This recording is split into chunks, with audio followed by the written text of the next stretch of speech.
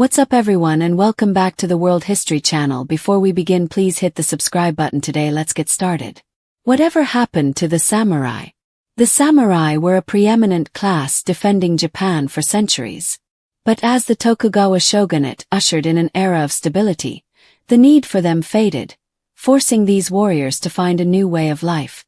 The samurai, Japan's celebrated lineage of warriors, emerged in the Heian period 794–1185, when the rise of their status enabled them to mingle with the refined nobility living in the then capital of Heian-kyo. Samurai fought in the Unin War and during the period of unrest that followed. From then on, the bushi, as the samurai were also called, made their mark on Japanese history with their exceptional fighting prowess, becoming emblematic of Japanese culture. The high point of samurai history is often associated with the Tokugawa shogunate, also known as the Edo period 1603–1868, a time of peace, prosperity, isolationist policies, and cultural growth. This is the most studied era of Japanese history and the period in which novelists, filmmakers, and comic book creators tend to place their samurai characters. However, far from being the zenith of samurai culture, this period marked the beginning of the end of the samurai, or at least as the warrior caste they'd been during the previous centuries. To establish his dynasty, this cunning Japanese shogun outlasted his rivals. Adapting to peace. Once the Tokugawa regime was established after the conquest of Osaka Castle in 1615, Japan enjoyed a period of peace, disturbed only by a few peasant revolts. The last major insurrection was the Shimabara Rebellion 1637–1638, which originated in a village on the island of Kyushu in the southwest of the archipelago. It was sparked by excessive taxation and the persecution of Japanese converts to Christianity. The leader of the uprising, Amakusa Shiro, perfectly exemplified the paradoxes of this new era. He was a Christian samurai capable of bringing together the warlike bearing of the bushi with the ideals of salvation, transmitted by the Jesuit evangelists who'd arrived in Japan in the 16th century. The uprising was brutally put down by government troops, with the help of cannons provided by Dutch merchants who'd settled in the archipelago. Iemitsu, the third Tokugawa shogun, decided to close the country's borders to all foreign influence after the revolt was crushed and impose a self-isolating, draconian control policy known as the Sakoku. Because of Iemitsu's measures, Japan remained peaceful for more than 2 centuries.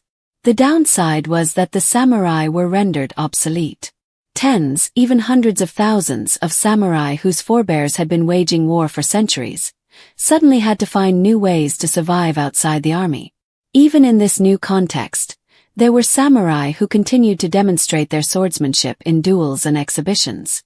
The most famous of these was undoubtedly Miyamoto Musashi (1584–1645). Scholars are divided over whether or not he, as a teenager, participated in the Battle of Sekigahara in 1600, one of the last major conflicts before the Tokugawa shogunate. In any case, Miyamoto was left without a lord to serve and devoted himself to developing his own technique of combat with 2 swords, the wakizashi short sword and the katana long sword. He showed off his skill in nearly 70 duels, all of them ending in victory for him and many with the death of his opponent. Before he died, Miyamoto wrote a martial arts treatise that is well known today, Gorin no Sho, the Book of 5 Rings. These 3 samurai women were some of history's most legendary warriors. Swordsmen. In the mid-17th century, duels were banned and the use of swords was allowed only in self-defense. Faced with this restriction, the samurai resorted to provocations and insults so that their opponents would attack first. A samurai could then be justified in defending himself. Many samurai perfected the technique of iajutsu, unsheathing their katanas at lightning speed before the opponent was able to land a blow. Iajutsu derived from the martial art kenjutsu but soon became more popular. The samurai created a large number of dojos, martial arts schools, in which an aesthetic style of combat developed. The dramatic change in the status of the samurai was reflected in the emergence of the ronin. This was the name given to samurai who were left without a master. The Japanese word ronin means men of the waves and evokes an aimless wandering and a sense of being untethered, like floating leaves on the water. A romantic idea of the Japanese warrior par excellence soon grew around the figure of the ronin. They were seen as mavericks who could perform all kinds of feats. This ideal was best embodied in the figure of Miyamoto Musashi. However, Miyamoto was an exception.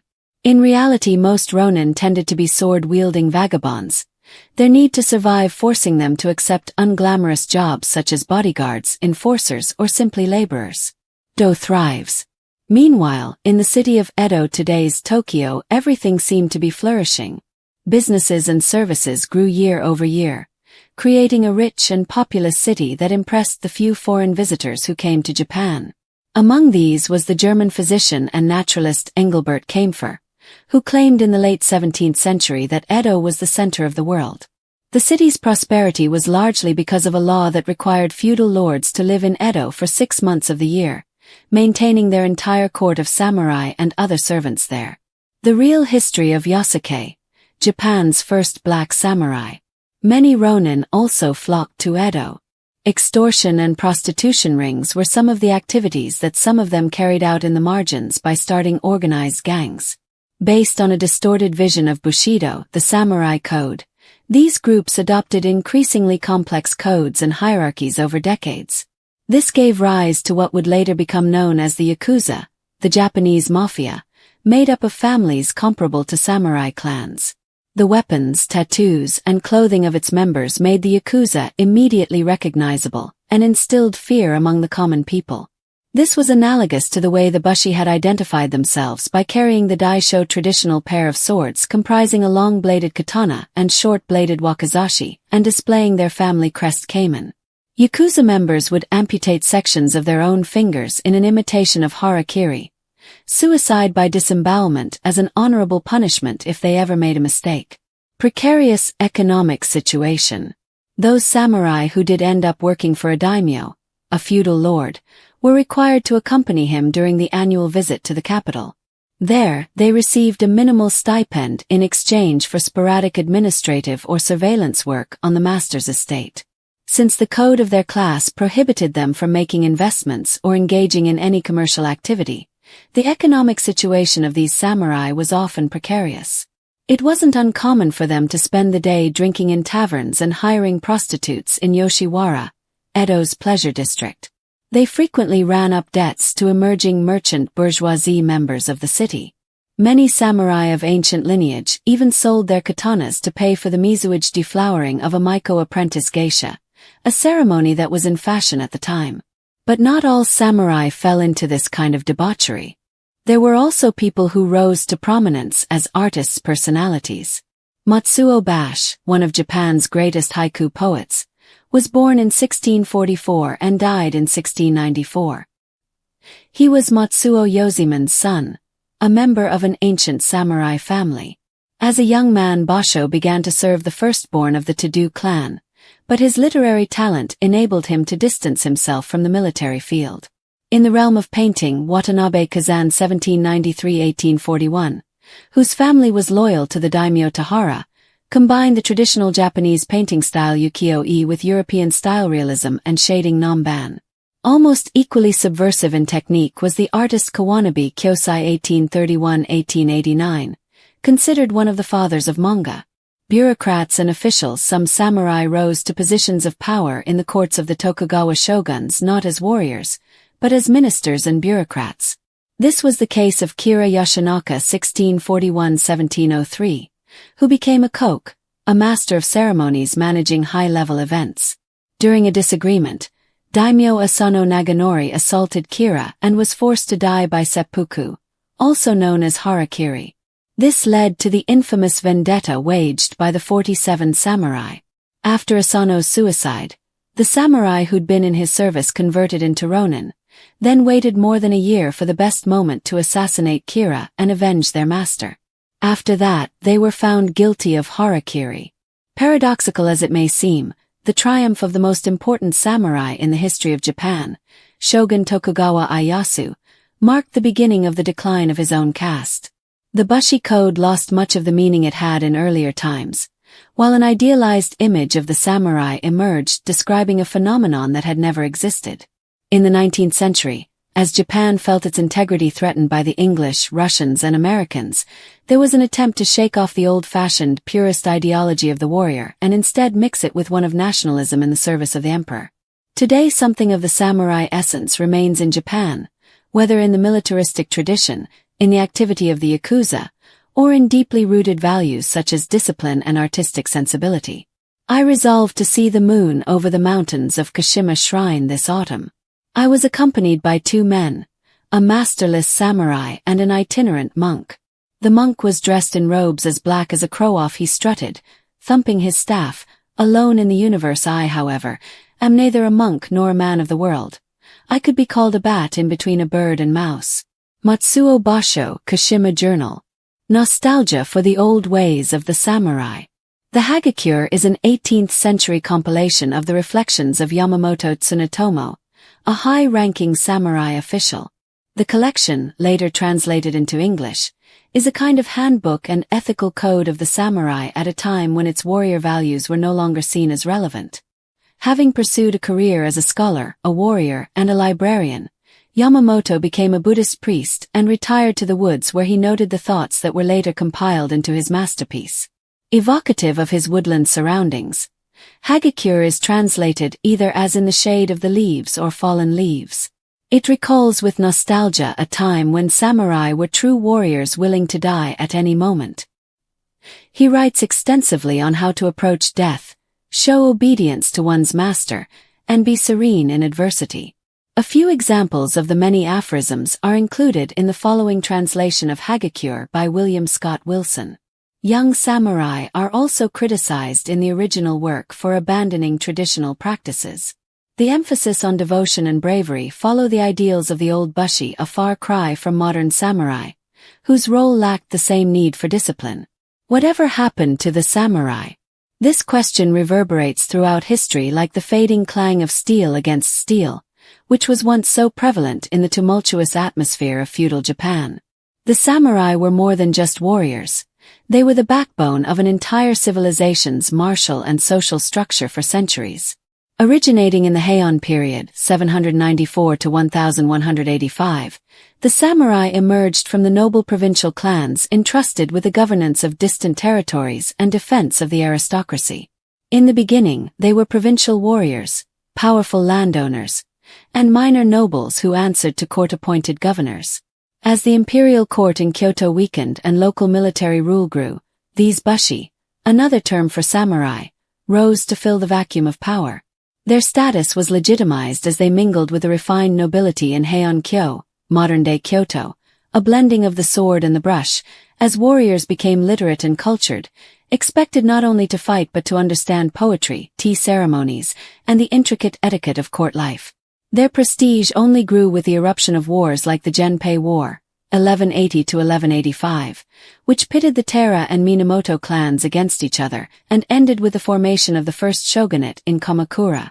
Thus began the military dictatorship that would define Japan for the next 700 years. From then on, the samurai were no longer merely hired swords. They became the ruling class. They fought in the brutal Unin War, 1467 to 1477, a conflict that tore Kyoto apart and launched the nation into the Sengoku Jidai, the Warring States period. A century and a half of near-constant civil war where samurai loyalties shifted like the tides, and personal valor and battlefield cunning were the only currency of power. It was during this bloody age that the samurai achieved their highest status as warrior lords, when names like Oda Nobunaga, Toyotomi Hideyoshi, and Tokugawa Ieyasu etched themselves into legend.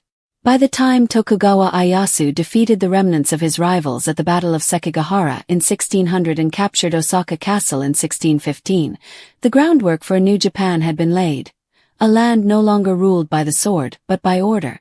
The Tokugawa shogunate ushered in the Edo period, 1603 to 1868, a time of relative peace, political centralization, and cultural blossoming.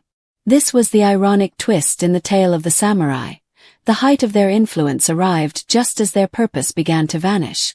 With the unification of the country under a rigid hierarchical regime, and the imposition of Sakoku, a closed country policy that isolated Japan from the outside world, the incessant wars that had once required tens of thousands of samurai came to a screeching halt. Battle was not the new obstacle. Rather, bureaucracy was. Samurai, now largely unemployed as warriors, were reassigned as administrators, tax collectors, and ceremonial guards. Their lives became a paradox. They were members of the elite warrior class with no wars to fight.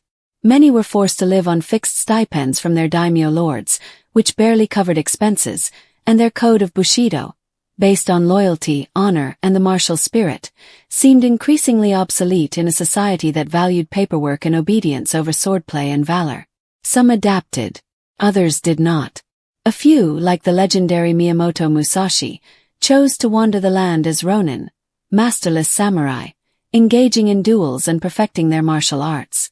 Musashi, whose skill in two-sword combat became legendary, reportedly never lost a duel, and authored the seminal treatise Gorin no Sho, the Book of Five Rings, which fused martial philosophy with strategic thinking that still influences modern business and martial arts today. But Musashi was an anomaly. Groups, adapting the aesthetics and hierarchy of samurai clans into criminal organizations. These gangs carved out spaces in urban underworlds, operating gambling dens, extortion rackets, and brothels. They mirrored the honor-bound samurai ideal in distorted ways.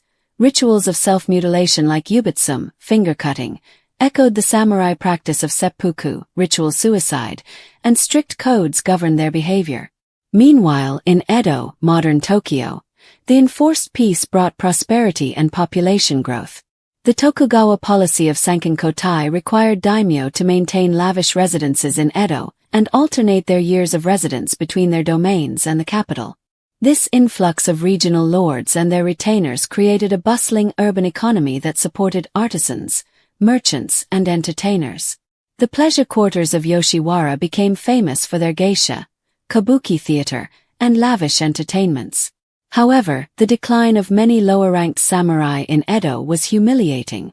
Many pawned family heirlooms, including their katanas, the samurai's very soul, for survival because they were prohibited from engaging in trade or manual labor, and their wages were decreasing. Tales abound of proud warriors wasting away in sake houses, their honor traded for fleeting pleasure. Some sold their services as bodyguards to merchants, others fell into debt, and a few tried to uphold their legacy by establishing martial arts schools, preserving kenjutsu and iajutsu as spiritual and physical disciplines rather than practical battlefield skills. Iajutsu, the art of striking with a sword drawn quickly, gained popularity during this time. It was frequently practiced in dojos more as a symbolic art than a survival skill. As decades passed, the gap between the samurai ideal and the lived reality grew ever wider. Samurai women, once trained in the use of the naginata, a pole weapon to defend their homes, found themselves relegated to decorative roles. Notable exceptions like Tomo Guzan and Nakano Takiko, famed for their courage and skill in battle, became historical curiosities. The samurai were tragic heroes in literature and theater, bound by a code that the world no longer respected. Kabuki plays and woodblock prints dramatized the tales of revenge, sacrifice, and doomed loyalty. Most famously the story of the 47 Ronin, who avenged their master's death despite knowing it would cost them their lives. Their tale, immortalized in countless retellings, was celebrated as the ultimate expression of Bushido, honor above life itself. But outside the theater the world was changing fast. The arrival of Commodore Perry's black ships in 1853 shattered the illusion of eternal isolation.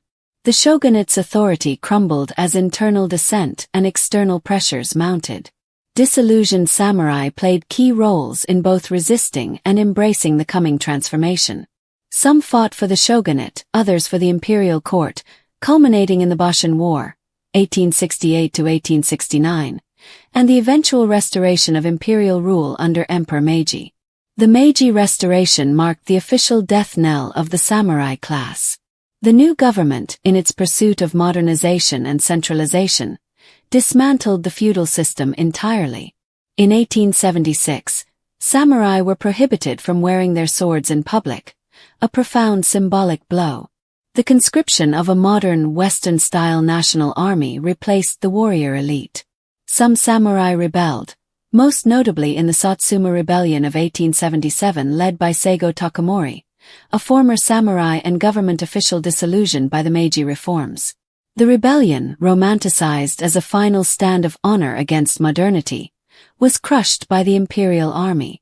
Seigo committed seppuku, and with his death, the samurai age came to a definitive end. Yet their legacy lingered.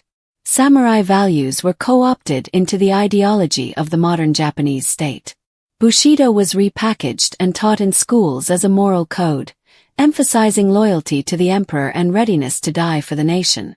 In the 20th century, this resurrected Bushido played a key role in militarist propaganda, encouraging kamikaze pilots and soldiers to embrace death over surrender. The ancient warrior ethos had been weaponized in service of empire. After World War II and Japan's subsequent pacifist constitution, the samurai myth was sanitized and exported as cultural heritage. Samurai were depicted in Akira Kurosawa's films, novels, anime, and international pop culture as iconic Japanese identity symbols. The irony of this is deep. Once proud warriors who resisted the encroachment of modernity were now marketing icons in a hypermodern society. Today, the katana is revered not as a tool of war, but as an artisanal masterpiece. Martial arts like kendo and aikido preserve the spirit of the sword, though more as philosophy than combat training. Samurai armor is displayed in museums. Children dress as samurai during festivals. The samurai may no longer patrol castle walls or lead cavalry charges into battle, but their essence survives, refracted through centuries of memory, myth, and meaning. Their story is a cautionary tale of obsolescence and adaptation, of how a class that dominated for centuries was undone not by the blade, but by peace, progress, and politics. The samurai, who were once Japan's most terrifying figures, were ultimately defeated by time.